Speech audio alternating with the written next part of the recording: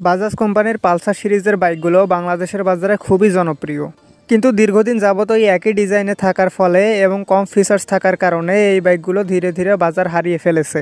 আর বাংলাদেশের বাজারে যেহেতু এখন টিভিএস রেডর 125, হোন্ডা এসপি 125 এবং হিরো এক্সট্রিম 125 এর মতো হাইটেক ফিচার্সে ভরা 125 সিসির বাইক অ্যাভেলেবেল আছে, তাই বাজাজের ডিসকভার বাইকটিও ধীরে ধীরে বাজার হারাতে শুরু করেছে। এর কারণে বাংলাদেশের বাজারে বাজাজ পালসার NS 125 লঞ্চ করা হয়েছে, কিন্তু এই বাইকটিও একদমই গ্রহণযোগ্যতা পায়নি, কারণ এটার দাম অনেক বেশি ধরা হয়েছে। তাই আগামী কিছুদিনের মধ্যেই বাজাজ তাদের 125 সিসি সেগমেন্টের দুইটি পালসার বাইক, পালসার 125 এবং পালসার N125কে বাংলাদেশের বাজারে লঞ্চ করতে পারে। তো চলুন এই ভিডিওতে এই দুটি পালসার বাইকের ফুল স্পেসিফিকেশনস, কবে বাংলাদেশের বাজারে লঞ্চ করা হবে এবং বাংলাদেশে লঞ্চ হলে এগুলোর আনুমানিক বাজার মূল্য কত হবে তা সম্পর্কে জেনে আসা যাক। প্রথমে বাজাজ পালসার N125। এই বাইকটি গত 16ই অক্টোবর ভারতের বাজারে লঞ্চ করা হয়েছে। আর লুকস, পাওয়ার, পারফরমেন্স এবং ফিচার্সের কথা চিন্তা করলে এই বাইকটি 125 সিসি সেগমেন্টের একটা best value for money bike ভারতের বাজারে। বাইকটির সামনে ব্যবহার করা হয়েছে এরকম অ্যাগ্রেসিভ লুকিং LED বাল্বের হেডল্যাম্প এবং পিছনে ব্যবহার করা হয়েছে পালসারের iconic dual LED tail lamp. তার সাথে আছে 9.5 লিটারের মাস্কিউলার ফিউল ট্যাঙ্ক এবং ফিউল ট্যাঙ্কের উপরে প্লাস্টিকের বডি ফেয়ারিংয়ের সাথে রয়েছে পালসারের 3D লোগো এবং পালসার ব্র্যান্ডিংয়েরই স্টিকার। এবং বাইকটিতে ব্যবহার করা হয়েছে হ্যালোজেন বাল্বের ইন্ডিকেটর ল্যাম্প। আপনাদের কাছে এই বাইকটির লুকস ভালো লাগতে পারে, কিন্তু আমার কাছে পার্সোনালি এটার লুকস একদমই ভালো লাগেনি। যাই হোক, বাইকটি মোট দুটি ভেরিয়েন্টে অ্যাভেলেবেল আছে। আর বেস ভেরিয়েন্টের ফ্রন্ট টায়ার হিসাবে ব্যবহার করা হয়েছে 80/100 সেকশনের টিউবলেস টায়ার এবং পিছনে ব্যবহার করা হয়েছে 100/80 সেকশনের টিউবলেস টায়ার। মানে টিভিএস রেডর 125 এবং হোন্ডা এসপি 125 যে সাইজের টায়ার ব্যবহার করা হয়েছে, এই বাইকটির বেস ভেরিয়েন্টেও একই টায়ার ব্যবহার করা হয়েছে। কিন্তু এটা টপ ভেরিয়েন্টের সামনেও একই সাইজের টায়ার দেওয়া হলেও পিছনে 110/80 সেকশনের মোটা টিউবলেস টায়ার দেওয়া হয়েছে। যাই হোক, বেস ভেরিয়েন্টে ব্যবহার করা হয়েছে ফুল ডিজিটাল ইনস্ট্রুমেন্ট ক্লাস্টার বা স্পিডোমিটার, যেখানে RPM meter, speedometer, odometer, trip meter সহ সকল বেসিক ইনফরমেশন শো করে, কিন্তু এটাতে গিয়ার পজিশন ইন্ডিকেটর বা ব্লুটুথ কানেক্টিভিটি নেই।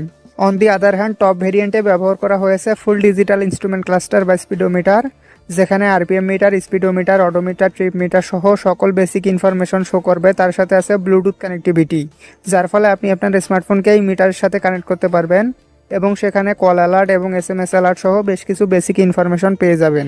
কিন্তু আফসোস, সেটাতেও গিয়ার পজিশন ইন্ডিকেটর নেই। যাই হোক, বাইকটির ফ্রন্ট সাসপেনশন হিসেবে ব্যবহার করা হয়েছে 31 মিলিমিটারের টেলিস্কোপিক ফর্ক এবং পিছনে ব্যবহার করা হয়েছে মনোশক সাসপেনশন। বাইকটির ব্রেকিং সিস্টেম হিসেবে সামনে ব্যবহার করা হয়েছে 240 মিলিমিটারের ডিস্ক ব্রেক এবং পিছনে ব্যবহার করা হয়েছে 130 মিলিমিটারের ড্রাম ব্রেক। তার সাথে আছে কম্বাইন্ড ব্রেকিং সিস্টেম বা CBS, যার ফলে পিছনের ব্রেক প্রেস করলে দুটি ব্রেকই সমানভাবে কাজ করবে। বাইকটির সিট হাইট 795 মিলিমিটার এবং ওজন মাত্র 125 কেজি, যার ফলে আপনার হাইট যদি 5 ফিট 3 ইঞ্চি হয় বা তার উপরে হয়, তাহলে এই বাইকটি আপনি কমফোর্টেবলি চালাতে পারবেন। বাইকটির গ্রাউন্ড ক্লিয়ারেন্স 198 মিলিমিটার এবং লেন্থ 2012 মিলিমিটার, যেটা বাংলাদেশ বা ভারতের রাস্তার প্রেক্ষাপটে যথেষ্ট ভালো। আর এটার হ্যান্ডেলবার হিসাবে দেওয়া হয়েছে পাইপ হ্যান্ডেলবার এবং এটার সিটিং পজিশনও যথেষ্ট কমফোর্টেবল, যার ফলে এই বাইকটির রাইডিং পোস্চারও খুবই কমফোর্টেবল। এবং বাইকটিতে স্পিড সিট বা কাটা সিট ব্যবহার করা হয়েছে, যেখানে রাইডার এবং পিলিয়ন দুজনই খুবই কমফোর্টেবলি বসতে পারবে। যাই হোক, এবার চলে আসি এই বাইকটির মেইন পয়েন্ট, ইঞ্জিনে। বাজাজ পালসার N125 এর ইঞ্জিন হিসেবে ব্যবহার করা হয়েছে 4 স্ট্রোক সিঙ্গেল সিলিন্ডার 2 ভ্যালভের এয়ার কুলড SOHC BS6 2.0 কমপ্ল্যান্ডের ইঞ্জিন, যেটার ইঞ্জিন ডিসপ্লেসমেন্ট 124.58 সিসি। কিন্তু এই ইঞ্জিনটিতে DTSI টেকনোলজি নেই। যাই হোক, এটা সর্বোচ্চ 11.83 হর্স পাওয়ার এবং 11 নিউটন মিটার টর্ক উৎপন্ন করতে সক্ষম, যার ফলে এই বাইকটিতে 0 থেকে 60 কিলোমিটার গতি ওঠাতে সময় লাগে 6.96 সেকেন্ড এবং 0 থেকে 100 কিলোমিটার পার আওয়ার গতি ওঠাতে সময় লাগে 19.82 সেকেন্ড। আর এই বাইকটিতে প্রায় 115 kilometre per hour top speed পাওয়া যায়। এবং এই বাইকটির ফিউল সাপ্লাই সিস্টেম হিসেবে কিন্তু FI অর্থাৎ ফিউল ইনজেকশন সিস্টেম ব্যবহার করা হয়েছে, তবে বাংলাদেশে আসলে হয়তো কার্বোরেটর ব্যবহার করা হতে পারে। যাই হোক, বাজাজ দাবি করে এই বাইকটি প্রতি লিটার পেট্রোলে 64 কিলোমিটার পথ যাবে, তবে আমার মনে হয় 55 থেকে 60 কিলোমিটার পথ যাবে। ভারতের বাজারে বাজাজ পালসার N125 বেস ভেরিয়েন্টের বর্তমান বাজার মূল্য 94,000 রুপি এবং টপ ভেরিয়েন্টের বর্তমান বাজার মূল্য 98,000 রুপি। এই বাইকটি 2025 সালের জুন মাসের দিকে বাংলাদেশের বাজারে লঞ্চ করা হতে পারে এবং বাংলাদেশে লঞ্চ হলে এটার আনুমানিক বাজার মূল্য হবে 1,70,000 টাকা। এবার বাজাজ পালসার 125। এই বাইকটি প্রায় আজ থেকে 5 বছর আগে ভারতের বাজারে লঞ্চ করেছে বাজাজ। এবং সর্বশেষ কিছুদিন আগেই এই বাইকটির লেটেস্ট 2024 সালের ভার্সনকে লঞ্চ করা হয়েছে, যেটাতে ফুল ডিজিটাল ইনস্ট্রুমেন্ট ক্লাস্টার এবং ব্লুটুথ কানেক্টিভিটির মতো কিছু হাইটেক ফিচার্সও দিয়েছে বাজাজ।